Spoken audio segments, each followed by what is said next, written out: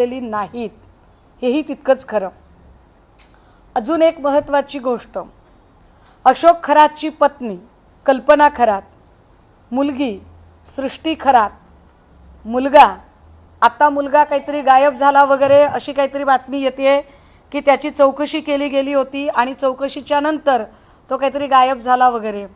पण जर असं होत असेल तर हे वाईट आहे. या लोकांनी जर उद्या पुरावे नष्ट केले तर याला जबाबदार कोण? काय नेमकी SITची अडचण असेल की एकाच वेळेला खरातची मुलगी, खरातची पत्नी, खरात यांना ताब्यात घेतलं जात नाही? भांडे नावाचा जो अधिकारी आहे, या भांडेची पत्नी, तिच्या नावावरची जी प्रॉपर्टी आहे त्यांची चौकशी कधी होणार आहे? दीपक लोंढे हा खरातचा अत्यंत निकटवर्तीय आणि तितकाच निकटवर्तीय दीपक केसरकर यांचा.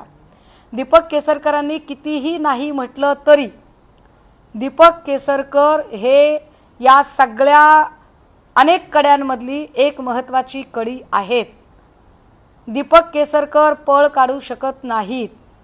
दीपक केसरकरांचं हे म्हणणं की जोपर्यंत वाईट गोष्ट कळली नाही तोपर्यंत बोलणं काय गैर आहे? तर नाही, वाईट गोष्ट कळली नाही म्हणजे वाईट गोष्ट पब्लिकली कळली नाही, पण तुम्हाला माहीत नव्हतीच असं आम्ही कशावरून समजावं? शक्यता नाकारता येत नाही. कारण दीपक लोंढे हा सगळे आर्थिक व्यवहार सांभाळायचा. तो लोंढे तुमच्यासोबत होता. त्या लोंढेसोबत तुम्ही असंख्य ठिकाणी दिसता. त्या लोंढेचे आणि तुमचं संभाषण झालंय हे आता दमानिया सांगत आहेत. मी पुन्हा म्हणते की दमानियांवरचा माझा आक्षेप ॲज इट इज आहे, पण त्यांनी घेतलेली नावं ही दुर्लक्षून चालण्यासारखी नाहीत. त्यामुळे दीपक लोंढे आणि दीपक केसरकर यांच्यामध्ये नेमकं काय संभाषण होत होतं? हे जे दीपक आहेत, या दोन दीपकांनी कोणता असा दीपक लावलेला आहे हे जरा एकदा पुढं आलं पाहिजे, हे कळलं पाहिजे महाराष्ट्राला. अघोरी विद्या, तंत्रमंत्र, वर्षा बंगल्यावर काय रेड्याची शिंग पुरली, काय झालं याच्या चर्चा, वदंता, वेगवेगळ्या वर्तमानपत्र, बातम्या, कर्णोपकरणी अशा खूप सगळ्या चर्चा झाल्या. या सगळ्यांमध्ये महाराष्ट्राची एकूण जी प्रतिमा आहे ती प्रतिमा मलिन होते हे जास्त गंभीर आहे. अजूनही आम्हाला कळलं नाही, चर्चा खूप येते की कुणाच्या तरी फोटोवर फुल्या मारल्या गेल्या.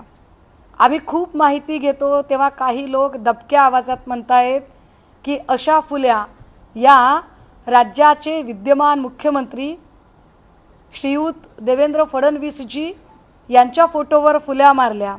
काय खरं काय खोटं आम्हाला माहीत नाही, आम्हाला याची कल्पना नाही.